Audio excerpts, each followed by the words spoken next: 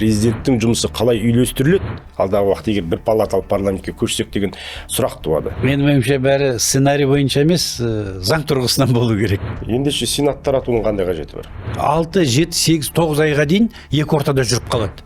Мәжіліс қарайды, біріншіден заң жылдам қабылданады. Сосын екіншіден қоғамға бақылау бір жерден болады. Референдумсыз осы мәселеге өту мүмкін ба? Бұрынғы сайлаулар қалай өтті білеміз дегенге. Біздің қазіргі парламент ықпалды ма? Халық қандай шешім қабылдайды? Сол кезде шешім сондай болды. Қазақстандағы бір палаталы парламент халыққа жақындай түсе ме? Әлде саяси элитаға қызмет етіп кетпей ме деген алаңдаушылық жоқ емес. Ауылдарға шыққанда кейбір адамдар айтады, кәр шалдар бар, ақсақалдар жоқ дейді.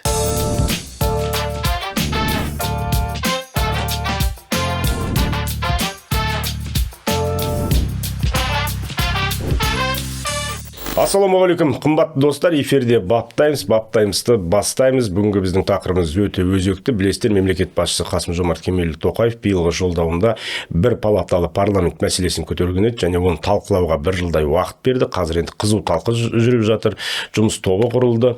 Осыған байланысты енді сол мәселені талқылайық деп бүгін біздің студиямызға парламент мәжілісінің депутаты Серік Егізбаев ағамызды шақырып отырмыз. Серік Рахметұлы, қош келдіңіз студиямызға. Қош, қайырлы күн, рахмет. Бір палаталы парламент расымен де бұған қалай көшеміз, қоғам қалай қабылдайды, ел қалай қабылдайды, саяси номенклатура қалай қабылдайды деген сияқты мәселелер жиі талқыланып жатыр. Қазір өзіңіз білесіз, әлі былай қарасаңыз алыс сияқты. Негізінен дүние жүзіндегі парламенттердің шамамен 60% бір палаталы екен. 60%. Кейбір ірі федералды мемлекеттер және де өте плюралист мемлекеттер қос палаталы жайғы парламенттен бас тартпай келе жатыр.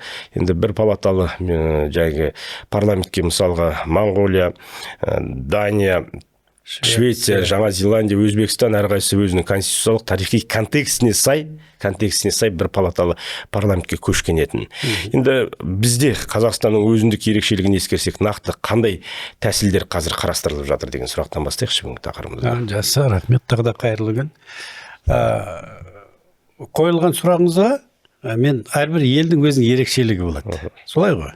Әрбір ел өз шешеді. Сондықтан да енді бастысы біздің мемлекет басшымыз әрқашанда билікке келгелі айтып жүр.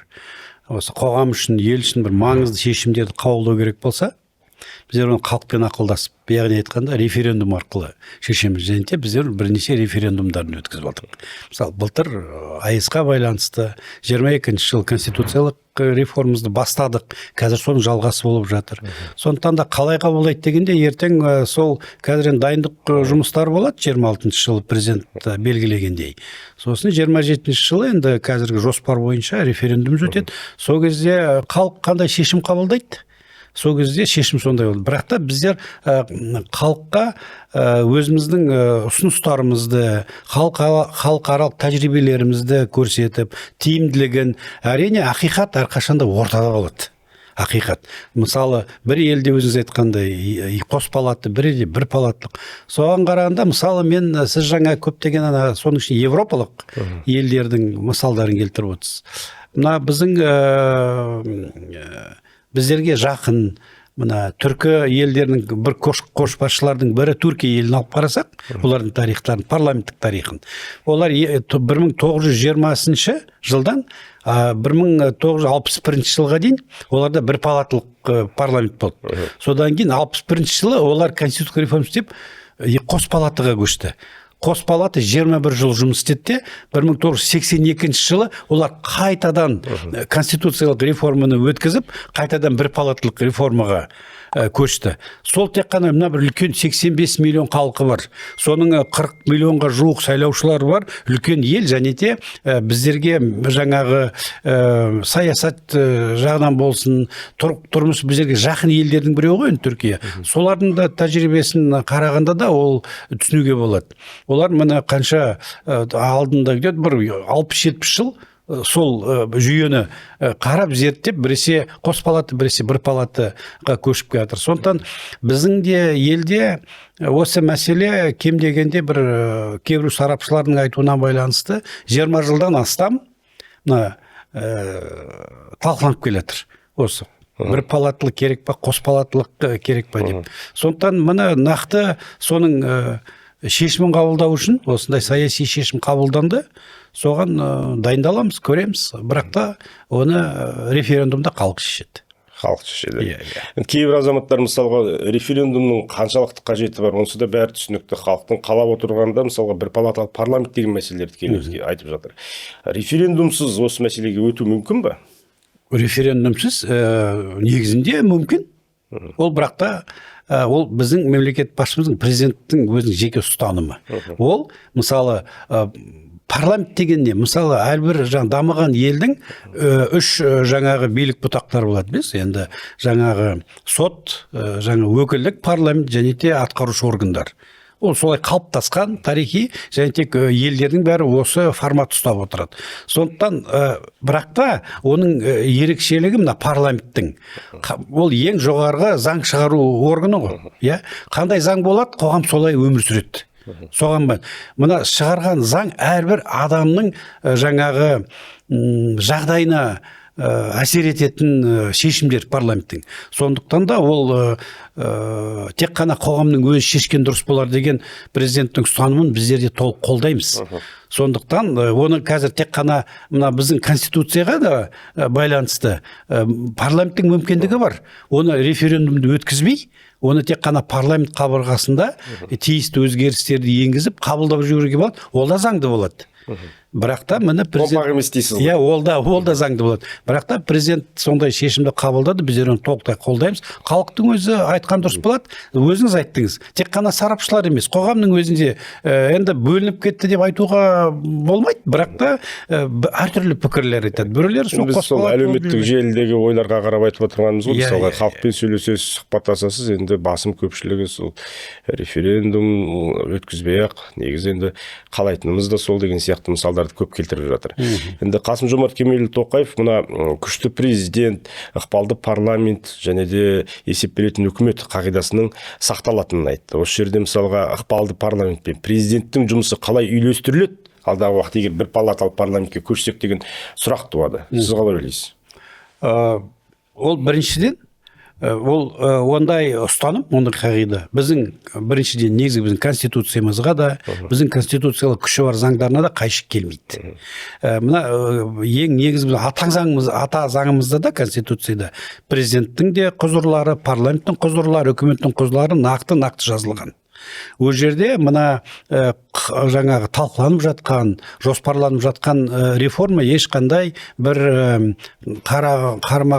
қайшылық келтіретін жағдай туғызбау керек деп мен мысалы жеке өзім ойлаймын. Онда тұрған ештеңе де жоқ.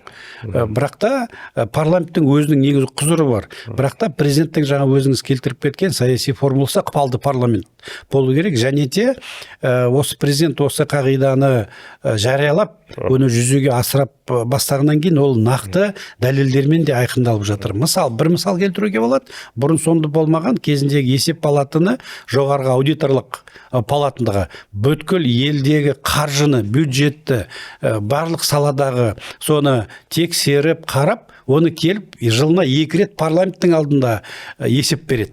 Бәрі енді қаржыға байланысты. Біздің жеке адамның өмірі болса да, мемлекеттің өмірі болса да, өзінің бюджетіне, өзінің қаржысына қарай. Сондықтан тиімді ме, тиімді емес пе? Ең негізгі бір ықпалдың көрсеткіштердің біреуі, механизмдардың біреуі осы мысал ретінде келтіріп кетуге болады. Басқа да біздің екінші бар мысал өзіңіз білетіндей, біздер кем дегенде жылына 2 рет парламент қыста, жазда біздер ресми түрде аймақтарға шығып, өздеріміздің сайлаушыларымызбен, жалпы халықпен кездесеміз. Сол кезден сол жердегі айтылған біздерге ұсыныстар, қойылған сұрақтарды алып келеміз де, оны біздер ресми түрде үкіметке жібереміз. Мысалы, алдыңғы біздер сессияда шығып келгенде 1700 сұрақ тек іріктелді.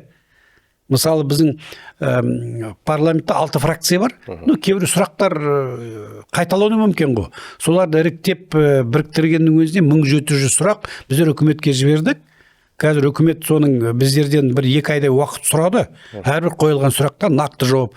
Мына алдымыздағы осы мына айдың аяғында арнайы парламенттік пленарлық отырыс болады. Сол жерге үкіметтің басшылары келіп, соған жауап береді. Ол да ықпалдың бір көрініс ретінде келтіріп қалуға болады. Осындай механизмдармен жұмыс істелініп те жатыр, бірақ та ол да нығаяды және де көлемі де кеңейеді деген осы реформаның арқасында осындай да ойымыз бар. Сұрақты тереңдетіп қояйын онда. Серік Рахметоллаұлы, қазіргі парламентті нақты ықпалы мынау деп айтып бере аласыз ба? Мынау ықпал осындай деген сияқты мысалдар келтіріп. Егер де ертең бір палаталы парламентке көрсек, оның ықпалы қалай артады? Қандай болады? Немесе біздің қазіргі парламент ықпалды ма? Қазірдің мына мен енді мысалы өзім ауыл партиясының өкілі ретінде, міне біздің партия биыл құрылғанына 25 жыл болғанымен, тарихында бірінші рет 2023 жыл парламентке келдік. Сондықтан енді бұрынғы парламент жұмыс істегенде оның құрамында болмағасын, мен қазір мен ол кезде енді өзім атқарушы органдарда, министрліктерде жұмыс істедім, әкімдікте. Ал парламентқа келіп, мен өзім ішінен көріп жатқан, өзім соның ішінде комитеттің төрағасы ретінде парламенттің ықпалы бар.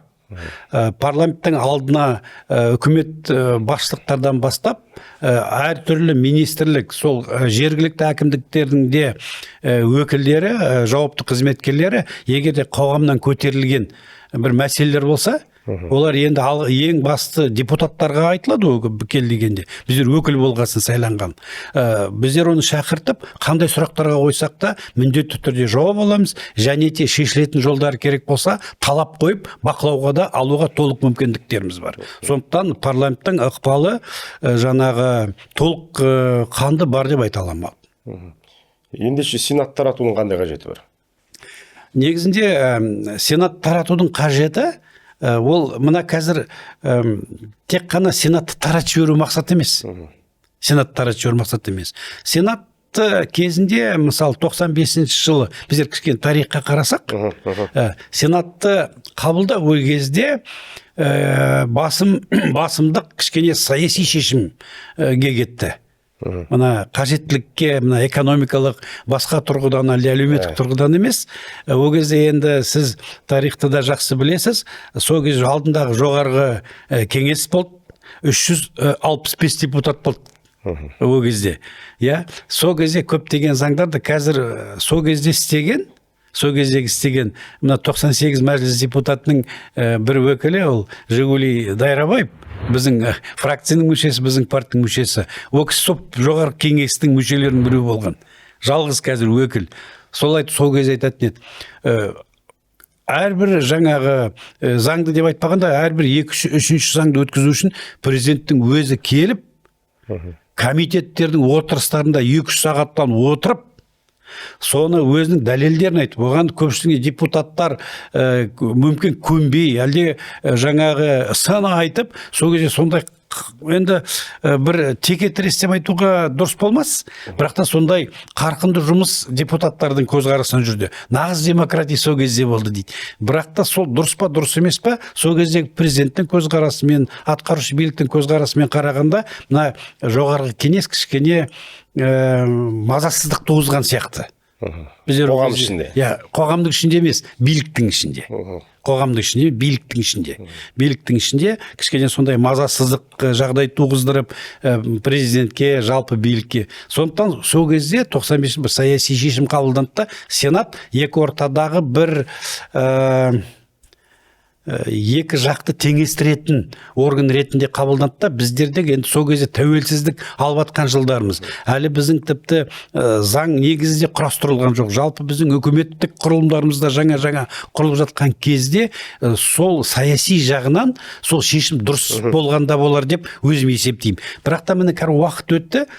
Мына бір палаталық парламенттің моделін қолдайтын сарапшылар да адамдар айтады. Біздер унитарлық мемлекетпіз. емеспіз. Біздер федерациялық мемлекет емеспіз. Біздерге не керек екінші палатасы дегенде соған да салады. Бірақ та біздерде унитарлық мемлекеттерде қос палатамен жұмыс істеп жатқан мемлекеттер бар деп, оны басқа да сарапшылар айтады.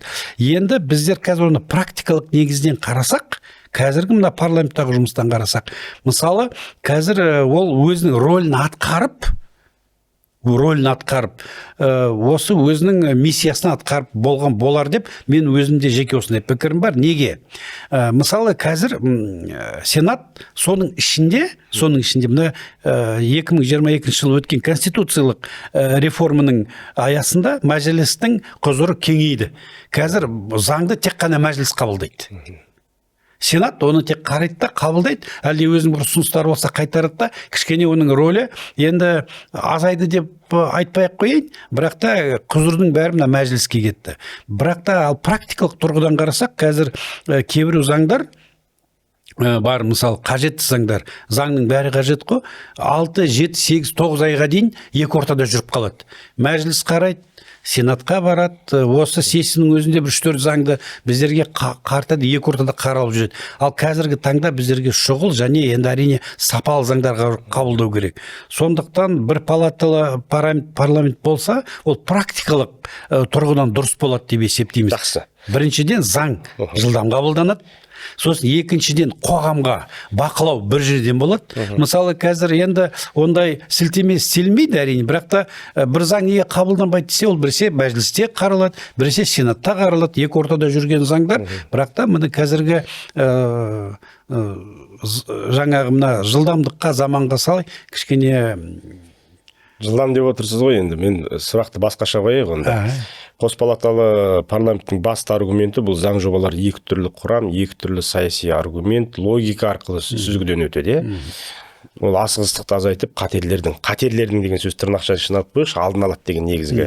Қос палаталы. Иә, қос палаталы парламент. Ал сенатсыз бір палаталы парламент жағдайында заңдардың сапасын, ұзақ мерзімді салдарын, конституциялық сәйкестігін кім және қандай институттар зерделейді? Жоқ, біріншіден егер конституцияға сәйкестігін, бізде конституциялық сот бар. Егер де біреуде күмән болса, әрбір азаматтың, басқа қоғамдарда айтпайық, қақы бар. Мысалы, мына заң конституцияға және ондай мысалдар көп қазір. Конституциялық суд жұмыс істей бастағалы. Енді бірақ та мен кішкене акцентіңізді нетейін дегенім, мына Сенаттың негізгі енді былай қалай айтайын, плюсы деп айтуға болады, да? Ол ана заңның сапасын ол екі палатының қарағанына байланысты емес. Ол қай палатта болса да, ол нағыз мамандар және білікті депутаттардың келгеніне байланысты. Ол екі палата қарай ма, одан мысалы ішіндегі депутаттардың біліктілігі әлде деңгейі дұрыс болмаса, ол қанша палата қараса да заң сапасы болып шығуы мүмкін. Мысалы, мен өзім Сенаттың енді әрбір біздерде қазір мен соның ішінде жұмыс тобының мүшесі ретінде ойланамыз ғой. Жаңа басында айтқандай, ақиқат жаңағы ортада деп, плюсы да бар, минусы бар. Мен өзім көріп жатқан негізгі плюс Сенаттың, енді оның қалай құралатынын бәріміз де білеміз ғой.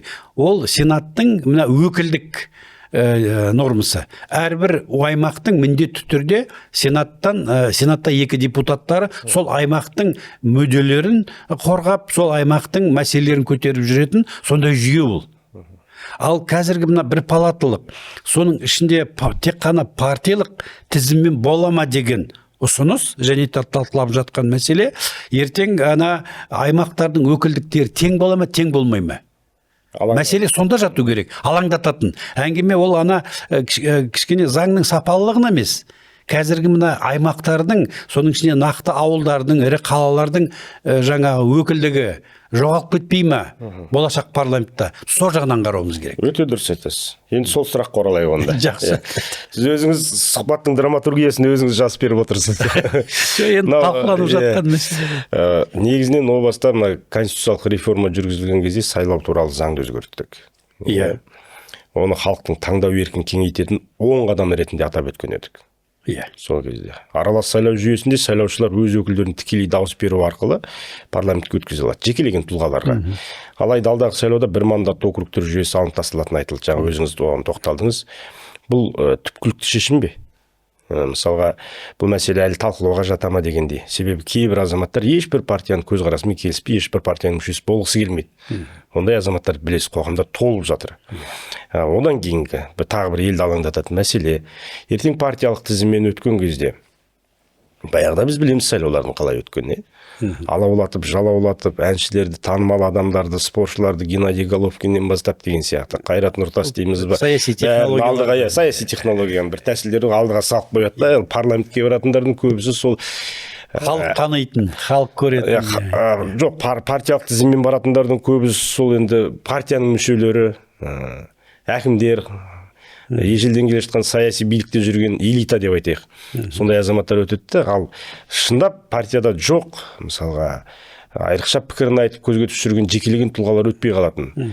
Мына жаңадан соңғы сайлауда білесіз, елдің ішінде жүрген жекелеген тұлғалардың біразы үйретті. Ермұрат Бапи туралы айтуымызға болады, Бақытжан Базарбек секілді азаматтар көп қой енді. Абзал Құспан сияқты өзіңіздің әріптестеріңіз, мысалға, ауыл партиясының өзі сол сайлау туралы заңнан кейін мысалы парламентке барып отыр. Ертең сценарий қалай болады деген алаңдаушылық, үлкен алаңдаушылық бар. Бұған не дейсіз? Менің ойымша бәрі сценарий бойынша емес, заң тұрғысынан болу керек. Жоқ, сценарий деген өмірдің сценарийін айтып отырмын. Өмірдің сценарий. Сіз жаңа өмірдің өзі актер, біз сол сахна, өмірдің өзі сахна, біз сол сахнадағы актерміз дейді ғой, сол сияқты ғой енді. Сіздің сөзіңізде бұрынғы сайлаулар қалай өтті білеміз дегенге. Әрине, оны ешкім жасырмайды, сценарийлар болады, соның ішінде саяси технологиялар да болады. Онда тұрған негізінде ештеңке жоқ. Дұрыс да. Ал бірақ та негізгі сіздің бірінші сұрағыңыз. Ол нақты қабылданып қалған шешім бе, әлі талқыланатын зат па? Бәрі әлі талқыланады. Бәрі талқыланады. Мысалы, біздің жұмыс тобымыз, арнайы құрылғы, ол да жұмысын жаңа бастап жатыр. Ол негізгі мақсаты қазір жан-жақтан өзіңіз білесіз, өтініш, егов, былай басқа да жаңа жолдармен өтініштер, ұсыныстар жиналып жатыр да, іріктеп сараптадан өткізіп жатыр. Жұмыс тобына енді жаңа сарапшылар жинады деп айтуға болады. Сол жаңа топтастырылады, сарапталады да, сосын қана үлкен қоғамның алдына, халықтың арасына талқылауға шығарылады мәселелер. Және қандай мәселе болса да, соның ішінде жаңағы мәселе әрине ол әлі талқыланады. Ол қатып қалған шешім емес. Сондықтан ол сұраққа әрбір адам, соның ішінде мен тек өзім жеке пікірімді айта аламын. Мен оны өзім партияның басшысы ретінде емес, мүдделі адам ретінде емес. Менің ойымша, мына партиялық тізіммен парламент қалыптасу дұрыс деп ойлаймын.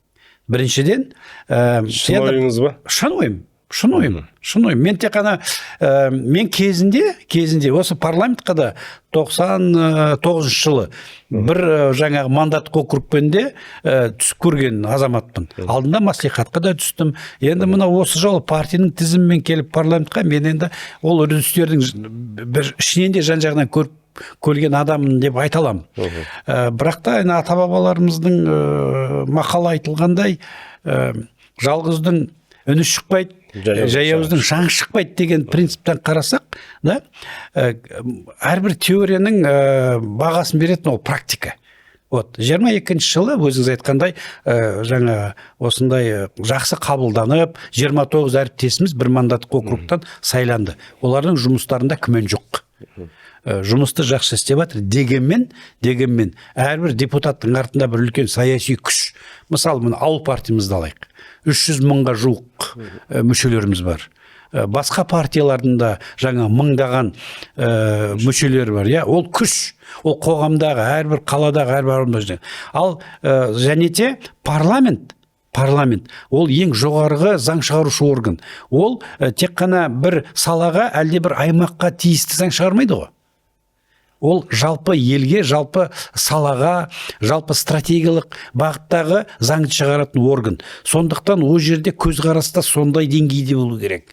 Жаңағы, мына бір палата, бір мандаттық депутаттар келеді де, басым көпшілігі олар енді нақты аймақтан болғасын, олар басым көпшілік сол аймақтың мәселелерімен жүріп кету жөндері де болады.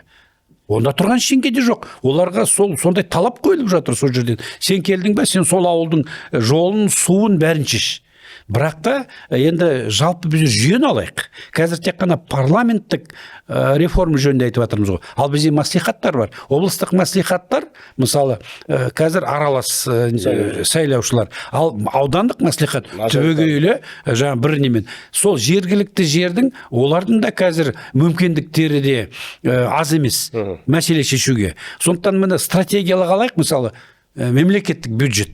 Парламент бюджет заңды қабылдайды да, ол жаңа трансферттермен жергілікті маслихаттарға кетеді, ал нақты қай көшеге жол, әлде қай ауылға завод, әлде кент салуға ол жаңағы маслихаттар шешеді.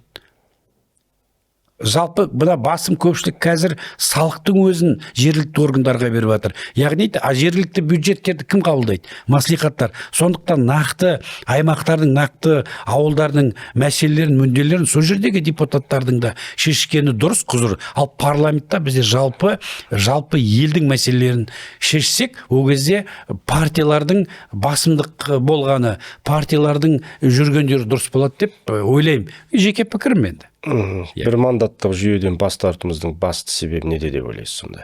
Мен жаңа соны айтып отырмын ғой. Жалғыздың үні шықпайды. Жалғыздықтың үні күш болу керек. Мысалы, заң деген не ол? Мысалы, ол бәсекелестік, саяси бәсекелестік те бар деп айтуға болады. Заң біздерде дауыспен қабылданады. Әрбір заңды, әрбір шешім дауыс берумен қабылданады. Қарсы, қалыс қолданғанда, сондықтан әрбір партияның өзінің саяси ұстанымы болады, сайлауалды бағдарламасы болады. Мысалы, біздің ауыл партиясы, біздер мына 8 миллионға жуық ауылдық жерде тұратын біздің тұрғындарымыздың мүдделерін қорғаймыз деп біздер сондай ұран ұстап жүрміз. Сондықтан біздер қаладағы тұрғындарға әрине біздер олардың да мүдделерін қарастырамыз, бірақ та басым көпшілік ауылдың мәселесін айтамыз. Біздің ұстанымымыз сол. Басқа партиялардың өздерінің кәсіпкерлердің партиялары бар, басқа идеологиялық тұрғыдан ұстанып жүрген партиялар бар. Олар өздерінің топтарының мүдделерін айтады. Соларды ұштастырып, бірақ та аяғында келгенде бір келісім келу керек, біздер бір ел болғасын. Партия көп болуы мүмкін, бірақ та мақсат біреу болу керек. Қоғам біздерде тыныш болу керек, және қоғам жақсы өмір сүру керек, қоғамда дұрыс заңдар болу керек. Бәріне ортақ болу керек. Сондықтан парламентта осы жолмен заң қабылданса дұрыс деп ойлаймын, партиялық бағытпен. Жақсы. Біздің халықаралық History.gov, GovFax деген сияқты эксплайнер ұйымдардың зерттеуіне сүйене отырып, мынандай тұжырымға келдік. Сұрақ содан туайын деп отыр. 1951 жылы Жаңа Зеландия жоғары палатасын жойған кезде саяси атқарушының, яғни атқарушы биліктің ықпалын күшейтіп, үкіметке заңдарды тым тез әрі оңай өткізу мүмкіндігі артқан көрсеткен екен зерттеулер. Саяси биліктің ықпалы күшейген. Саяси билік. Швецияда да екі палатадан бір палатаға өту басқаруды жеңілдетіп, заманауи партиялық жүйемен жұмыс істеуді көздеді, бірақ бұл да атқарушы биліктің рөлін күшейтті деген бағалар бар. Парламенттің емес, керісінше атқарушы биліктің, үкіметтің рөлін. Қазақстандағы бір палаталы парламент халыққа жақындай түсе ме? Әлде саяси элитаға қызмет етіп кетпей ме деген алаңдаушылық жоқ емес. Бұған не дейсіз?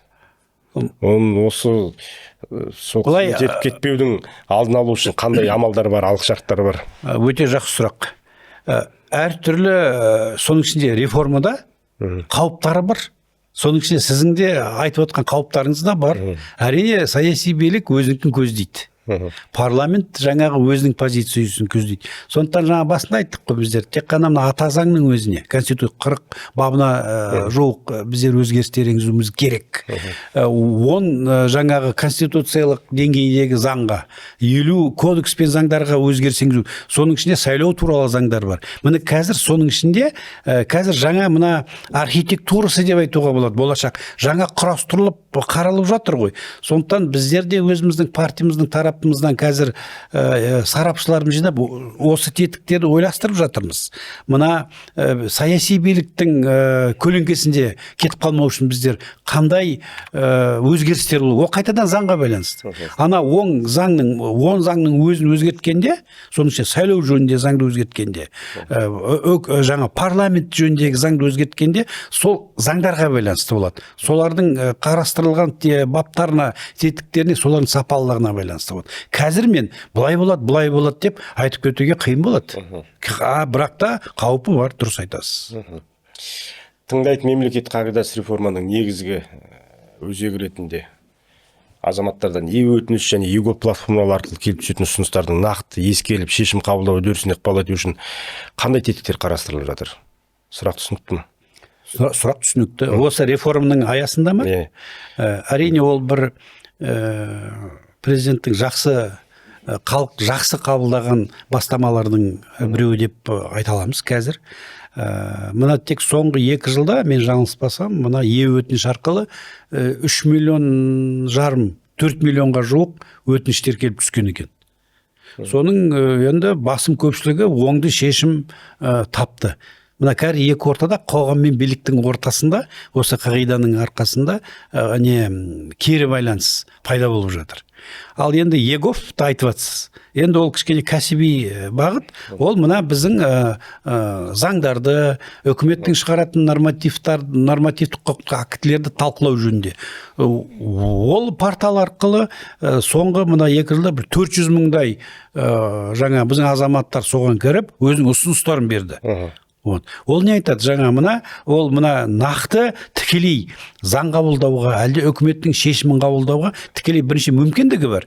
Және де ол мүмкіндікті пайдаланып отыр деген көрсеткіштердің біреуі. Сондықтан әрине ол құлақ асатын мемлекет принципін осы реформаның аясында да тағы да жаңа тетіктерін қарастыру мүмкіндіктері де болады деп есептеймін. Және біздерде өзіміздің партиямыздың атынан оған бір ұсыныстарды қазір қарастырып дайындаймыз. Бірақ та одан да басқа қазір мен алдында айтып кетіп отқан мына жоғарғы аудиторлық палата келіп біздерге есеп береді. Ол тек қана депутаттың өзінің шығарып алған сұрағы, әлде ойлап шығарған мәселесі емес қой. Біздер өңірлерге шыққанда сол сайлаушылармен кездесіп, олардың қойған сұрақтарын біздер келіп, сол осы есептер арқылы үкіметтен талап етеміз. Еститін құлақ деген принципте сол деп айтуға болады. Саяси тақырыптан былай кішкене өмірге өтекші. Бағанадан бері саяси тақырыптан қос палаталы парламент талқылап тастадық қой. Сіздің әріптестеріңіздің тарапынан әлеуметтік жағдайларыңызға қатысты көп мәселе айтылады парламенттегі. Әлеуметтік жағдай. Жалақыны көп айтады. Сосын жақында әріптесіңіз Бақытжан Базарбектің зайыбы үйін көрсетіп біраз шу болған еді. Көрген шығарсыз. Қираған есік, құлаған шкаф деген сияқты. Жалпы өздеріңіздің жалақыларыңызға, әлеуметтік жағдайларыңызға көңіліңіз тола ма? Енді жаңа сіз жаяу келгеніңізді көрдім мен. Енді былай айтқанда бәріміз пендеміз ғой. Бізде депутат дегенде бізде байқайсыз ба, бірінші әкімдер сынамайды қазір қоғамда. Депутатты сынайды. Құдды бір депутат заң шығарушы орган емес, әкімнен жоғары тұратын сияқты мысалға. Солай қабылдайды ғой. Депутаттардың халықтың түп санасында депутат деген бір олигарх сияқты ғой. Оны біріншіден бір онда түсіндіріп кетуге бар. Мына қазір мемлекеттік органдардың ішінде, біз мемлекеттік органбыз ғой, ең ашық, ең жаңа бұқаралық құралдарға қолжетімді органдар ол парламент. Оны мында айтып кетуге, ол біздің төрағамыз Ерлан Жақаныш Қошановтың жеке шешімі деп айтуға болады. Қазір ол кісі басқарып отыр ғой, төраға болып сайладық біздер оны. Бір ауыздан 2023 келген. Сол кезде айтты. Әріптестер, ашық болайық. Қойған сұрақтарға жауабымызды берейік, қашпайық. Енді есіңізде болса, бұрынғы парламенттарда журналистердің бір жақсы көретін бір несі болып кетті да, қашып баратқан депутаттарды артынан бір ащы сұрақ қойып түсіріп, міне қашып кетті жоқ. Қазір біздің созывта ондай бірдеңе болған жоқ жағдай. Қандай сұрақ болса да тұрып, өзінің білгенін айтып, өзінің позициясын бәріне түсіндіріп айтады. Сондықтан да мына кішкене, және де біздің парламентқа келетін журналистер ең үлкен, біздерде 700-ден астам журналистер тіркелді. Егер де парламентқа сіз келіп жүрген боларсыз, біздер сәрсенбі күні жалпы жиналыстарға баратқанда, біздер кәдімгі журналистердің ортасымен ең үлкен фойені соларға беріп қойды. Кем дегенде 200-300 журналист келіп тұрады. және де бәрі кім келіп не сұраса да ешкім оларға кедергі қылмайды. Андай лента қойып, әлде ондай ештеңке жоқ. Вот. Сондықтан енді осындай мықты ашықтық болғасын, сұрақта халық басым көпшілікті кім көреді? Депутаттарды көреді. Соның ішінде президенттің ұсынысымен және тапсырмасымен біздің барлық отырыстарымыз міне біздің шақырылымның тікелей эфирде көрсетіледі. Сәрсенбіде кім қалай отыр, кім қандай сұрақ қойып жатыр, кім қандай әрекет істеп жатыр, бәрі халық бәрі көріп отырады. Сондықтан қазір максималды ашықтықта жұмыс істеп жатқасын, сұрақтар да көп болады. Ал енді әрбір адамның өзінің бір өмірі болады, жеке өмірі соның ішінде. Енді жаңағы бір әріптестеріміз айтып жатыр, үйлерін көрсетеді. Енді тап сондай қирап жатқан жоқ болар деп айтам. Енді мен Бақытжанның үйінде болған жоқпын. Мүмкін қирап та жатқан болар. Ал бірақ та енді депутаттардың тұрғындар ол жаңағы мына жұмыс бабында берілетін, тек қана парламентта жұмыс істеген мерзімге берілетін үйлер ғой. Вот. Мына жалпы мен басқа әріптестерімнен менің тұрмыс жағдайым сондай нашар деп естіген жоқпын. Бірақ та асып баратқан да жағдай жоқ. Ол кезде енді алтын жалатқан жаңағы құралдар ондай тұрған жоқ. Кәдімгі қарапайым квартира. Қарапайым. Бірақ та енді сен өзің біздер жұмыс істеп жатқанымызға 3 жыл болды ғой. Сол 3 жыл сол жерде тұрып жатыр ғой. Еркек егерде бір жермен қирап жатса, өзің бір құрал алып оны жөндеп алуға да болатын болар. Енді қирап жатса. Ал зарплат жөнінде оны қазір мына көпшілік білет айтпайды. Осыдан 3 жыл бұрын президент депутаттардың жалақыларын жариялады ғой. Мораторий. 5 жылға деді. 5 жылға. 5 жылға. Әрине, енді шүкір деп айтамыз. Бірақ та жалақымызды ол құпия емес, айтылып та жатыр. Бірақ та қазір біздер мораторийда жүрміз. Президенттің айтылған мораторий әлі біткен жоқ. Ол 2028 жыл бітеді. Содан кейін ол мәселеге қайтып келуге болатын болады. Бір сұрақ қояйыншы, мен осы жалақыны бекер сұрап отқан жоқпын, әлеуметтік жағдайға байланысты. Мысалға, сананы тұрмыс билейді көп жағдайда. Капиталистік мемлекеттерде нарықтық жағдайда. Жасыратын түгі де жоқ. Ол енді өмір заңы. Сол тұрмыс билемеу үшін сананы Еуропа елдерінде, Америка құрама штаттарында мысалға лоббизм туралы заң қабылданған. Бізде бұл заң қашан қабылданады? Мысалға біз айтып отырған кейбір депутаттар дейік, қазір халық қалаулылар деп айтуға болады. Өйткені тікелей сайланып отыр ғой. Аралас сайлау жүйесімен. Ерте халық қалаулы деп айту қиын болады. Өйткені ол партияның қалауы ғой. Мысалға депутатты қою. Партияға да халық дауыс береді ғой. Біз үгіт насихат жұмысын жүргіземіз, күнделікті жұмысымыз бар. Ол кезде де ол дәрежеден қалмаймыз деп ойлаймын. Ол кезде де халық қалаулылар болады. Сол халық қалаулылар дейік онда біреудің сойылын лоббизм деген сойыл соғу ғой енді. Сол сойылын соқпей ма деген алаңдаушылық жоқ емес. Қазір қандай жағдай жүріп жатқан білмеймін, дегенмен де алдағы уақытта осы мәселе қарастыру ойларыңызда бар ма? Және сұрақ орынды ма? Сұрақ орынды. Әрбір сұрақтың жаңағы хақы бар қойылуға және жауап алуға. Мысалы, мен өзімнің фракциямның тарапынан мен фракция жетекшісінде біздің жоспарымызда ондай заңды қозғау жоспарымызда жоқ. Бірақ та ондай әңгімелер бар. Ол тек қана біздің шақырылымда емес. Мен осыдан бір 15-20 жыл бұрын президент әкімшілігінде жұмыс істеп жүргенде, ол кезде парламентпен қарым-қатынаста жүргенде, ол кезде де сондай әңгімелер көтеріліп жүрді. Шын ашық бетпен жүру үшін ашық бетпен осы лоббизм туралы заңды қабылдасақ дұрыс болар еді деген пікір айтқан депутаттарды жеке білем. Сол кезде бірақ та қазір нақты айтайын, қазір біздің мына парламент жұмысының жоспарында лоббизм туралы заңды қарастыру әлде ыңғайластыру ондай жоспар жоқ. Жоспарда жоқ. Соңғы сұрақ қойайын. Бір сағаттың төңірегінде сұхбаттасқан екенбіз. Қазір сіз байқасаңыз, әлеуметтік желіге кіргеннен қорқатын заман.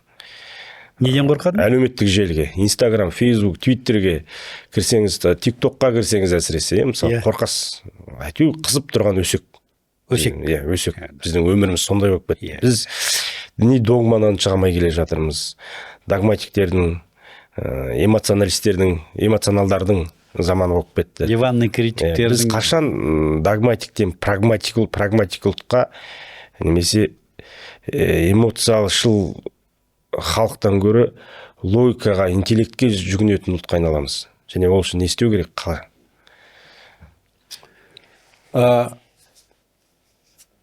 Оның үшін сұрақ бір жағынан қызық та, бір жағынан ауыр да, бір жағынан жеңіл де жауап беруге болады сондай бір. Ондай біздер қоғамға айналу үшін, оны келіп сырттан біздерді ешкім жөндеп бермейді. Әрбір адам өзінен бастау керек. Міне өзіңіз айтып жатсыз, өсек келеспеу керек. Және де үйдегі балдарды тәрбиелеуіміз керек. Жақын жуғымызды, сөзіміз өтетін топ, сөзіміз өтетін айнала бар ғой, мысалы балдарымыз бар, тума туысқандарымыз бар, бауырларымыз бар. Біздер соның ішінде біздер саяси қызмет ретінде, тек қана саяси қызметкерлер емес, жалпы бір дұрыс адал азамат. Адал азамат болсаң, сен осы бағытта өзіңнің айналаңды тәрбиелемесең, қоғам негізінде тек қана сол кезде өзгерте аламыз. Біздер көптеген мәселелерді, қазір мына қоғам өтіп кетті, енді тек қана кішкентай балдардан, балабақшадан бастау керек деген көпшілігіне осылай айтып кетеді. Жоқ, ол жасқа қарамайды.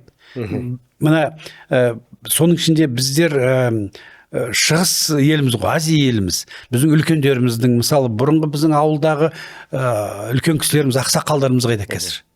Қазір бір қарапайым ауылдарға шыққанда кейбір адамдар айтады, шалдар бар, ақсақалдар жоқ дейді. Аш сөз. Міне, бұрында ақыл айтатын, елде бір жағдай болып қалса, бір сөзбен тоқтататын, сондай біздің үлкен адамдарымыз ауылдарда соның ішінде қалды ма, қалған жоқ па? Ол да өзгеріп жатыр. Сондай біріншіден сондай біздің үлкен адамдарымыз. Біздің интеллигенциямыз қайда? Біздің жаңа жазушыларымыз, тіпті біздің ақындарымыз, мына ақын неге айтыстарға қатысатын, сол қандай бағытта, соны мыңдаған халық қарап отырады. Бір жаңа ақынымыз, айтыскеріміз бір дұрыс бағыт айтады. Кейбіреулер мысалы теріс бағытқа сал жіберетіндер болады. Солардың алдынан, сондықтан бәрі содан құралады. Сондықтан менің ойымша әрбір адам өзінен бастау керек, және де өзінің жақын айналасынан бастау керек. Қоғам біздікі, біздер өзіміз үшін өмір сүреміз. Біздер сырттағы елдерден келіп, біздің қоғамымызды ешкім жөндеп бермейді. Осындай жауап беретін едім. Шалдар бар, ақсақалдар жоқ дейсіз ғой. Иә, оны мен өзім елдерге барасын алып келіп. Сіз енді өзіңіз пайғамбар жасына келдіңіз ғой. Құдай қаласа. Өзіңіз не ойлайсыз енді? Не жөнінде? Ақсақалдар кімдер бізде қазір? Ақсақалдар кімдер деп па? Жоқ, бар. Мысалы мен бір жобаны келтіріп кетейін. Біздер көптеген мәдени әлеуметтік жобаларды партияның аясында, енді халықпен жұмыс істейміз ғой. Сол біздерде департамент бар, саяси қоғаммен жұмыс істейтін. Сосын қандай идеялар бар. Сосын біздер өңірлерге көп шығамыз, келеміз. Сол бір осындай әріптестермен отырғанда, енді қазақ болғасын той болады. Сол бір әңгімеден шығып кетті. Бір бата сұраса дейді. Қазір ауылдарда қалан айтпағанда дұрыс бата беретін үлкен кісілер қалмай қалды дейді. Қолын жай жібереді деп тост айтып тұрады дейді. Батаның орны бөлек қой. Қалай қайтадан ата бабаларымыз қалай айтқан? Жаңбырмен жер көгерер, батамен ел көгерер деген. Бата деген ол ежелгі тарихтан келе жатқан халықтың ақылы салынады ғой ол кезде. Және де ол әдемі сөздермен келтіріледі. Сондықтан біздер неге бата қойлар конкурсын өткізбейміз? Деп біздер партияның жаңағы өзіміздің әріптестерімізді жағдайлар бар сұрап, сондай бір қор құрып, біздер 2-ші жыл бата қойлар конкурсын өткізіп жатырмыз. Сол әрбір елден жаңағы бата оқып, сол кезде мен ол кезде көзіміз жетті. Бар елде ақсақалдар. Дұрыс, дұрыс бата беру үшін адамның өзі дұрыс болу керек. Дұрыс қой. Мен ойлай бастадым ғой, батаны жаттап алып суылдырата береді ғой кез келген адам. Сол батаны беретіндей деңгейде ақылды болу керек дейсіз. Жаттанды бата, ол көрінеді. Мына біздерде алқа бар ғой. Ана жаттап алып айтқандар көрінеді. Ал өзінің ойымен, өзінің тәжірибесін, өзінің жүрегінен айтып жатқан бата ол бірден көрінеді. Сондықтан мен айтайын деген тек қана сол жобаның арқасында елде бар. Сіздің сұрақ ақсақалдар бар ма деп. Бар елде ақсақалдар. Бар елде ақсақалдар. Бірақ та біздер жастар жағында айту керек. Біздің сол жастарымыз, сол ақсақалдарымыз, үлкендерімізді құрметтеу деңгейі кішкене түсіп кетті қазір. Соның ішінде қалада көрінеді. Мына қоғамдық транспорттың ішінде көрінеді. Көптеген сол әлеуметтікте жазады ғой үлкен кісі. Кірдім, жастар отыр, біреуде орын бермейді, телефонға көрмегендей болып кіріп алады деп. Ауылға барғанда да сол. Сондықтан жалпы қоғамның мәселесі. қарттарымыз аман сау жүрсін. Негізі енді ауыл тақырыбы төңірегінде пікірлесуге болатын еді, бірақ бүгінгі мәселеміз сол бір палаталы парламент болды. Уақыт тауып келгеніңізге мыңда бір алғысымызды білдіреміз. Қымбатты көрермен, студиямызда қонақта болған парламент мәжілісінің депутаты, аграрлық комитет төрағасы парламенттегі Серік Егізбаев Рахметуллаұлы ағамыз. Тағы да алғысымызды айтамыз. Эфир тізгінін ұстаған Ерқанат Көпжасар. Көп жасайық. Сау болыңыздар.